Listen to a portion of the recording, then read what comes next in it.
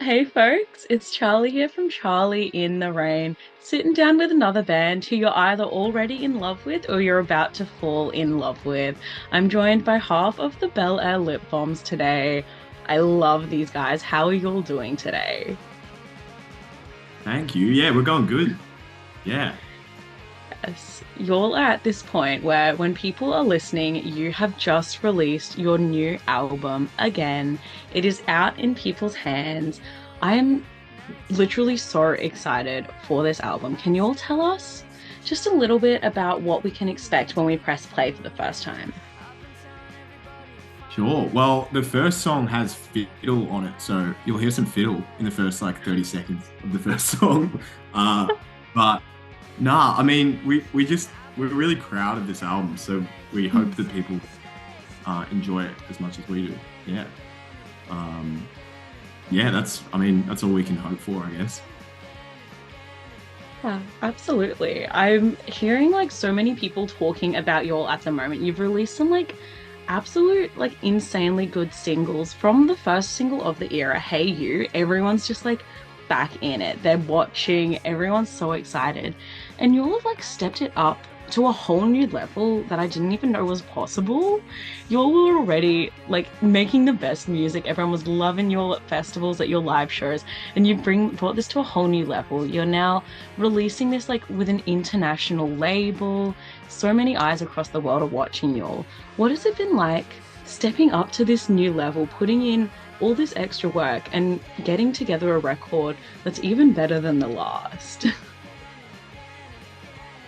It's been sick. Yeah, it's been like I don't know.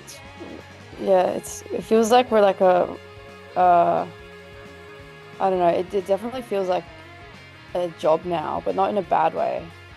Um, like in a really rewarding way, I think. Where like it, yeah, I guess it just finally feels like all the hard work we're putting in and like have always put in is like really paying off, and we're like um seeing like the fruits of our labor, I guess. So it's been, yeah, it's exciting. I love it. I'm so excited to see y'all be at this point now because I feel like I started listening to y'all back when Songs to Do Your Laundry To came out. I would have been 14 years old and had it on repeat. I Think I Like You. It was like my favorite song for so long. And to just watch y'all get so many more people saying your name, see you up on these festival bills, releasing these records that are just insane. It's so special to see from a fan perspective. And I'm sure you're over these like past 6, 7 years, it's just like you're going for it. You're doing everything. I love it. Thanks so much. It's really nice. And I'd love to ask, with this record out for people to listen to, whether it's their first time, their 10th time, their 100th time, what would you all say is the ideal listening experience? What's the vibe, the energy? Are we alone in a crowd? Let us know. Uh, it's a good question. For me personally, it maybe like driving in your car. That's where I like listen to music the most is when I'm driving. I feel like that's when I can like listen to music the most and like pay attention to it the most, you know. Either that or like, I don't know, in the shower or something. Dev, you're a shower listener, aren't you? Yeah, I'm a big phone speaker shower listening man. So I would definitely listen to it in the shower. Uh, and I agree with Maisie. I think you can't beat a car stereo.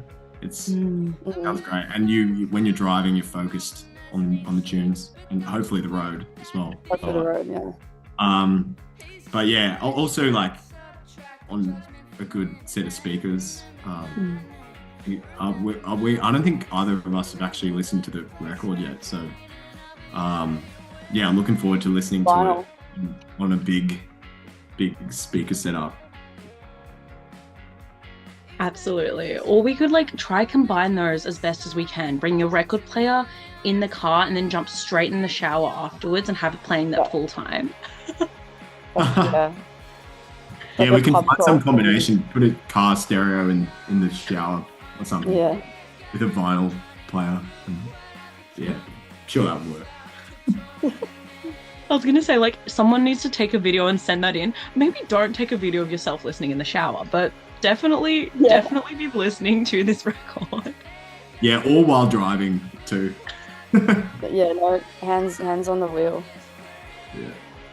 Yes. Oh, I love it. And I'd love to ask then, what would you say the fans are going to attach to most in these moments? Which is the go-to track off the record for that driving moment, or the singing in the shower, or that blasting over like your good quality speakers through the vinyl? Well, I mean, I think people are usually like drawn to the singles the most, especially for like, you know, more casual listeners who might not give the entire album the time of day, which is fine. But in terms of like the more deep cuts on the record, I think there's a song, I think it's the second last song, Burning Up, it's like a piano ballad, which is, we've never really done anything like that before, so I think it'll hopefully appeal to like a maybe like slightly different audience. I don't know, but it's hard to say. Like sometimes the songs that you think are really gonna resonate with people don't as much, and it's the ones that you kind of least expect. Like there's a song on the record called Smiling that we were talking the other day, like saying that it's kind of like it's like the runt of the litter. We like just always sort of forget that it exists, and we like haven't been playing it live or like rehearsing it, and I don't know, like that might end up being like a fan favorite, so we'll have to see. Hopefully like everyone can like enjoy the whole thing from start to finish, but yeah, I don't know, we'll see. Yeah, I love that note on the fan favorites, because that's something I really wanted to ask y'all. We're going to get back to that, but I'm going to ask it in a very construed way. So y'all have currently, like, just recently gotten back from performing on like a North American tour leg with Spacey Jane. You've booked in a bunch of international dates. Like, you're heading off so soon to get back over to the UK and Europe. You've got another North American tour penciled in for next year. I'd love to ask what it's like playing to these different crowds. Are you all having people connecting overseas with different songs to the Australian crowds? Is it a whole different vibe? What's that sort of like juxtaposition between these two different types of audiences for y'all? Yeah, I mean, it's sort of hard to say at this point, because we sort of played a lot of these new songs for the first time to these crowds in America. And the response was great. So we're sort of hoping that is similar in Australia, and Europe and the UK too. But yeah, we were like, we were blown away by the response there, and you know, we met some like great fans at the shows who were coming out to see us specifically, which was really cool. So yeah, I mean, we're just glad that people are listening, and we feel lucky that it's translating in different parts of the world. Yeah, I love that. I feel like y'all are now a name that it's like anyone who has good music taste in Australia knows of the Belair Lip Bombs. They're like, yeah, I've seen them before, I've got their record. It's become like such a thing. There's such a community who love you in Australia. So to see all these people clicking on overseas and being like, okay, we're getting into Australian music and we're starting with the Belair Lip Bombs, it's such a cool thing to see from the fan perspective. Oh, thanks. That's great. Yeah, but on that note, I'd love to ask about your location as like being Naarm-based, being from Frankston. You're such like intrinsically linked to the location through your music. So many people I talk to are like, oh, I love the Belair Lip Bombs because they're so Melbourne.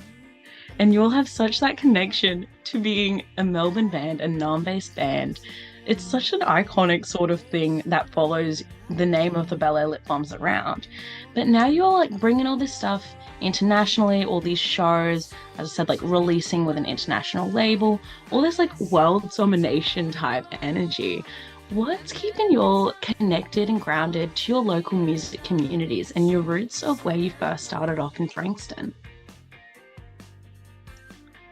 Well, I think like a big thing that's keeping us sort of connected to Frankston is still rehearsing at Singing Bird, where we sort of have always played and in various bands have played shows there and rehearsed there, and there's a great community there that's constantly thriving with new young bands. And I think like any small town, there's always a struggle to find somewhere to like get your creative outlet. So it's obviously a lot easier when you move to a city to find venues and places to find how to use that outlet.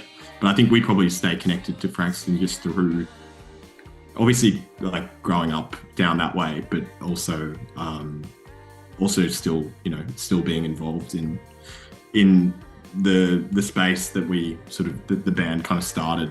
Is that right? I guess the band sort of started there, Maisie, right? Yeah.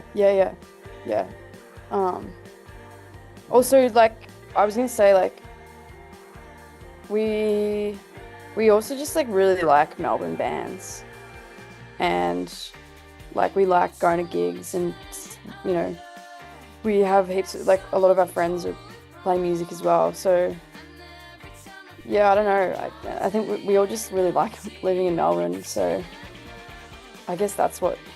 And when we try to like, we try to like play with different band, like as many different bands as we can, or at least we like definitely when we started. And it's obviously a bit harder now because we kind of like play less, but like I don't know. But yeah, I don't know. Like we just, I think you have to really like. I think a lot of people don't appreciate the music from the city that they're from enough, and I feel like we do. I don't know. What do you? Do you agree with that, Deb?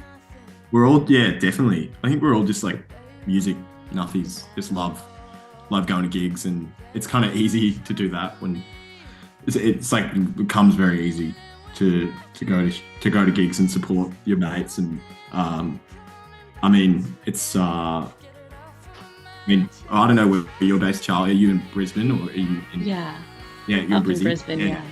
I mean, there's such a great scene there as well, and there's and Sydney too, and Perth, and Adelaide. There's so many great scenes, and Melbourne, I guess, gets that name for having probably because there are so many venues here, but it really is like as good as they say. There's so many great bands, and we're very lucky to be one of them, I guess, or part of. No, I don't know. We're not a great band, maybe, but part of the conversation. Yeah, absolutely. And it was interesting the point you made there, Maisie, on like people don't see the music in their local states. I think it was The Push did a study and found that like people see either like acts touring around Australia and they see international acts more than seeing the local acts in their local scene. And I was kind of just like, that's crazy to me because we have the best music coming out of the garage down the street. Totally. Yeah, it's definitely a thing where even just like you hear about local gigs and like local bands like struggling to sell pre-sale tickets, but then like there's so many like these international artists coming over and like tickets like sell out in like 5 minutes. So yeah, I don't know, but I don't know, it's hard, like. But for me, I don't know. For me, like I think if I like really like a record and then I learn that they're from Melbourne or they're from Australia, I end up liking it. Like I think I enjoy it more because you kind of like have like a sense of like, I guess like pride over it. I think, yeah, it's hard just as well. Like, I think it is hard for like Australian bands to break out, especially like outside of Australia. So I don't know if there's like yeah, I don't know. I think some people just maybe have like a preconceived idea that Australian music isn't like as good as other places, which is just like obviously just not true. But I don't know. Yeah, I'm I can only understand what I observe, and that might not even be what people are thinking. I don't know. Yeah. No, I do feel like that's sort of the general consensus. People just don't take the time to appreciate what's happening in their local scenes. But a big way that like local Aussie acts like y'all are getting onto the radar of the people who aren't taking the time to care about the local scene is through festivals and like opening slots and stuff like that.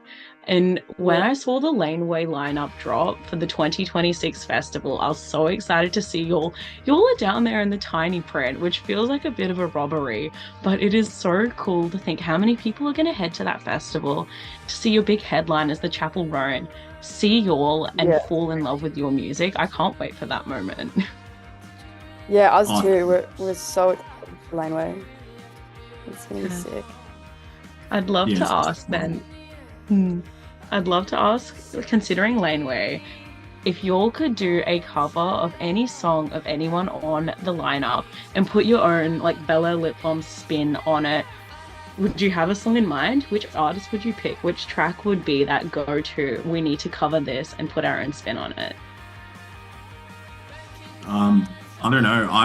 I probably know how to play like a few Alex G songs on guitar, so maybe him. Or I don't know. There's Yeah, I reckon that Alex. me. What was the big song on the second last record? The Alex. Oh, Runner. That would be a Uh, good one. yeah, Runner. Yeah, yeah. That I love that song. Covering that would be sick. Or probably I don't know. Maybe just like a Chapel Roan song, like the Hot to Go, or Yeah. Pink Pony Club, and just like I don't know. We would probably butcher it, but it'd be fun to do. Or maybe Young Lean too. We get Mike to do some rapping. Yeah, yeah, yeah, yeah.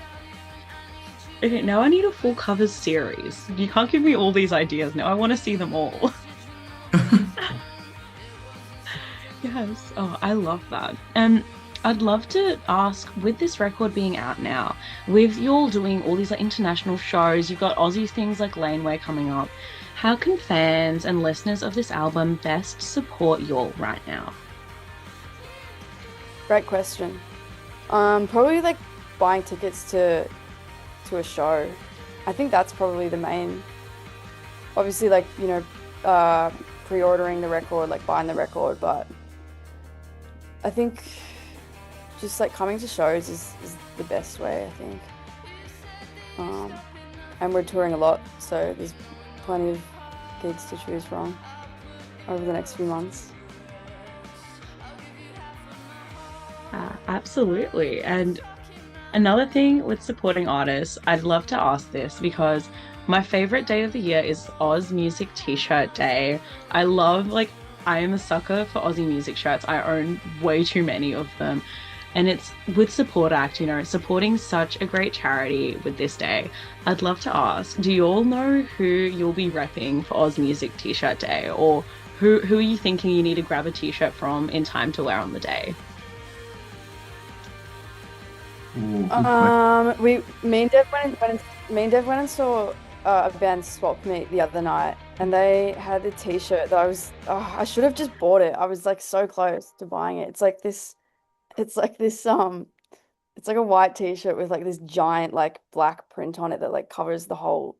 It's like um, it's like fugly, but in like the coolest way. And yeah, I'm gonna have to maybe message them and ask them to send me one. But I don't know. I'm like out of the band T-shirt loop. I'm like really picky when it comes to T-shirts, and like unfortunately I think a lot of bands really miss the mark on merch. Yeah, it's really So hard. like It's really hard to make t-shirts that you would actually wear yourself fashionable. because like when you're working with like Gildan or AS Color or it's really expensive to get, you know, like cropped t-shirts or Mm.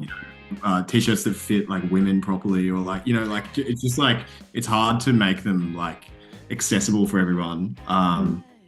But sorry, this is kind of off topic. I would probably just wear a Dust t-shirt because I love Dust, and they just made some new t-shirts that look pretty Mm. cool. Yes, I love Good it. I'm also choice. asking this What about question you? to help What about make my I'm asking this question to help make my own decision as well. Oh, nice. What are you gonna wear, Charlie?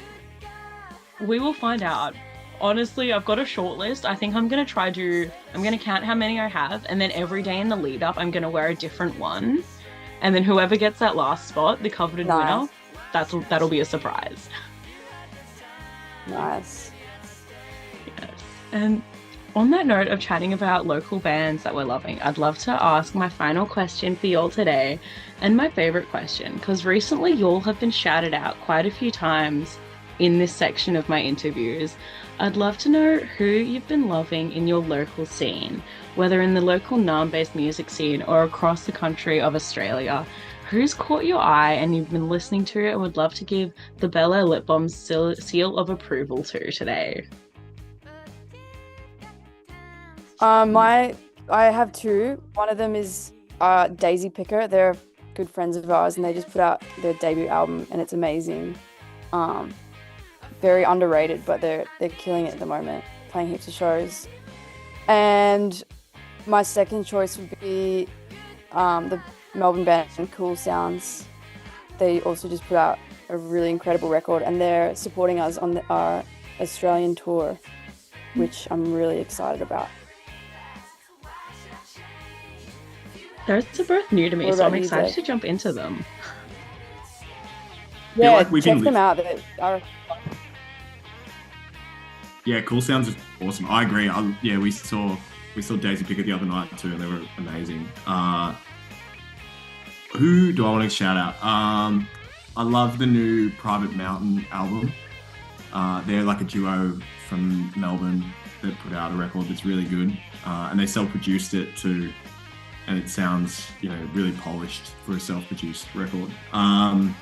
And Possible Humans just put out a new album that I've been smashing, so I'll give them a shout out too. Great band. Okay, I love those picks, and I'm so excited to sit down and sit with each of those new records. Thanks for sharing. No worries. Cool. And thanks again for making the time to chat. Your new record out everywhere October 31st. So if people are listening and you haven't given a listen to the record yet, what are you doing? Go give it a spin. I'm genuinely such a fan of yours, so I'm so excited to see how this record's received by people. Where y'all are going to end up by the time it gets to the next record. You're going to be like a worldwide known band. We'll see. Yeah, we'll see. Fingers crossed. I'm manifesting it for y'all. You'll have the potential to be up there. The world just needs to get on the Belair Lip Bombs train. Thanks, Oh, Charlie. legend. We really Thanks so appreciate it. much.